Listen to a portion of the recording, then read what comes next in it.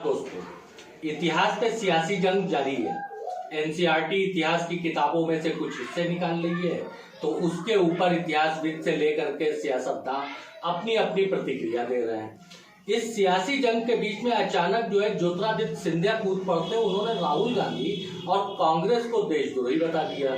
फिर क्या था, ऐसा लगा जैसे भूसे में आग लग गई हो। जयराम रमेश ने उठा करके 1857 से लेकर के 1940 तक का सिंधिया राजघराने का इतिहास पोस्ट कर दिया। आपको सुभद्रा कुमारी चौहान की एक कविता याद होगी, चमक उठी सन 57 में वह तलवार पुरानी थी, खूब लड़ी मर्दानी वह तो झांसी वाली रानी थी। उसी कविता में सुभद्रा कुमारी चौहान ने कहा है कि अंग्रेजों के मित्र सिंधिया ने छोड़ी राजधानी थी, खूब लड़ी मर्दानी वह तो झांसी वाली रानी थी। 1940 तक की किताबों में राशिद साहब की लिखी हुई, एक पत्रकार राशिद साहब की लिखी हुई सिंधिया राजघराने के ऊपर किताब है, उसमें भी इस चीज का जिक्र है कि 1940 में जीवाजी राव ने जो है ब्रिटिश हुकूमत से अपनी जो है दोस्ती का बड़ा जिक्र किया था अपने भाषणों का। मगर आप इतिहास में उलझे रहिए, उलझना बहुत जरूरी, आप समझिए इस बात को। अगर आप इतिहास में नहीं उलझेंगे तो आपका वर्तमान क्या चल रहा है आपको कैसे पता होगा? आपको कैसे मालूम होगा कि हिंदू महासभा के एक जो है बड़े पदाधिकारी के ऊपर आगरा में आरोप लगा है कि उसने रामनवमी पे गाय कटवा करके सांप्रदायिक हिंसा करने का षड्यंत्र रचा था? कैसे पता चलेगा कि बिहार शरीफ हिंसा के षड्यंत्रकारियों में बजरंग दल के संयोजक कुंदन सिंह भी हैं? मगर आपको इतिहास में उलझना है। वर्तमान में तो सब कुछ आपका अच्छा चल रहा है, सब कुछ बहुत बढ़िया चल रहा है, कारोबार तो एक नंबर का चल रहा है, कारोबार के अंदर कोई कमी आपको नहीं है। इतिहास नहीं पढ़ाया जा रहा है, इसके ऊपर आपको बहस करनी है। वैसे हम तो चाहते हैं कि जैसे एक बार हम लोग शाम को 5 बजे ताली और थाली बजाते हुए अपनी अपनी बालकनी पे आ गए थे, कुछ 2 सीढ़ी ऊपर चढ़ गए थे, अस्पताल के बाहर नगाड़ा बजवा रहे थे, तो उसी तरीके से हम लोगों को इतिहास की किताबों को लेकर के रोज 1 घंटा अपनी बालकनी पे आकर के पढ़ना चाहिए। इतिहास के ऊपर बहस अभी जारी है, क्योंकि वर्तमान में क्या चल रहा है इसके ऊपर सवाल बाकी है। राहुल गांधी अडानी के ऊपर आरोप लगाते जा रहे हैं, विपक्ष पूरा अडानी के ऊपर हमलावर है, मगर अडानी मुद्दे पे सरकार के तरफ से कोई जवाब नहीं आ रहा है। सवाल मीडिया पूछती है, भाई मीडिया तो हम भी हैं, मगर सवाल मीडिया को पूछना है, सरकार से नहीं पूछना है, विपक्ष से पूछना है। तो विपक्ष भी हमको नहीं मिल रहा है कि हम उससे सवाल पूछ सकें, तो हम तो जनता से ही सवाल पूछना चाह रहे हैं। भैया सब ठीक चल रहा है ना? एकदम विश्व गुरु बन गए कि नहीं?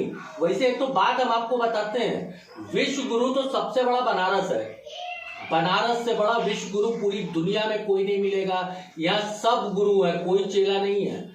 लोग कहते हैं चिराग लेके ढूंढने से ना मिलेगा, हम तो कहते हैं आप हाइड्रोजन लेकर के ढूंढिए। हर जगह का गुरु, कैसा गुरु, कहाँ गुरु, यहाँ सब गुरु हैं। तो हम तो विश्व गुरु पहले से ही थे, बनारस वाले होते ही विश्व गुरु हैं। वैसे पढ़ाई की बात अगर किया जाए तो अभी एक रिपोर्ट सामने आई थी कि इस वर्ष गणित की परीक्षा में, कक्षा 10 की गणित की परीक्षा में यूपी बोर्ड में 1,60,000 छात्र परीक्षा देने ही नहीं बैठे। अब जो बैठे होंगे वो कितना जो है भगवान भरोसे वो परीक्षा दे के आए होंगे, वो तो नतीजों पे सामने आएगा। मगर 1,60,000 की एक फिगर आप ध्यान रखिएगा कि गणित की परीक्षा देने में नहीं बैठे थे। तो आप इस बात पे एकदम बात मत करिएगा कि गणित नहीं पढ़ाई जा रही। आपको बात ये करना है कि इतिहास सही नहीं पढ़ाया गया। आप इंजीनियर हो चाहे डॉक्टर हो, आपको इतिहास की बात करना है। इतिहासकारों को घर पे अभी रहने चाहिए, इतिहासकार इतिहास के ऊपर बहुत बातें कर चुके हैं, हमको आपको इतिहास की बात करना है। वर्तमान में अभी मैं दिव्य भास्कर की एक रिपोर्ट 2022 की देख रहा था, तारीख हमको आज भी याद आ रही है, 22 फरवरी 2022 को दिव्य भास्कर ने अपनी रिपोर्ट में लिखा था कि गुजरात बोर्ड में गुजराती विषय की परीक्षा में पिछले 5 साल का, उस दिव्य भास्कर ने अपना आंकलन लिखा था कि गुजराती विषय की परीक्षा में 7,80,000 छात्र फेल हो गए। आप सवाल इस पे मत पूछिएगा कि गुजरात में गुजराती क्यों नहीं पढ़ाई जा सकती।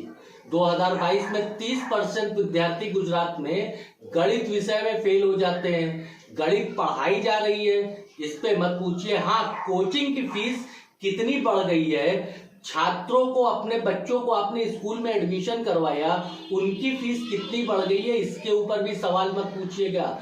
इतिहास में फैले हुए जहर को उबाल करके नफरत के ऊपर आप सवाल जरूर पूछिएगा। आप सभी इतिहासकार बने रहें। नमस्कार, मैं हूं तारिक आजमी।